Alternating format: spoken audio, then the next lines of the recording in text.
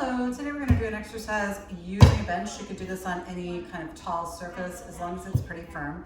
And essentially what we're doing is kind of a scapular push-up with a weight shift to the left side and a weight shift to the right side. So why are we doing this? We're doing this to get our shoulders in a better position. So if I'm stuck in, let's say, this position, you can see how this right shoulder is a little bit more on my back and this left shoulder is a little bit more forward.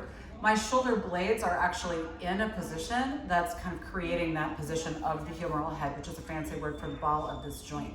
So if I can get myself into a position and create a little space and movement efficiently in my rib cage, that's gonna help my shoulder blades and help my shoulder biomechanics.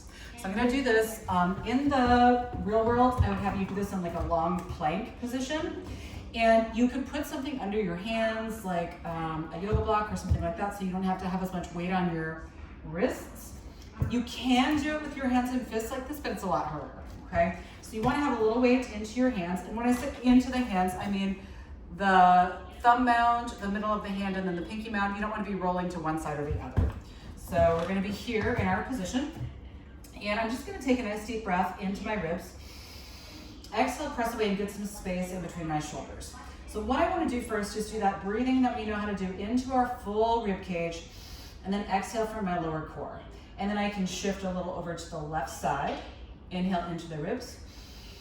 Exhale from the core. And then shift over to the right side. Inhale into the ribs.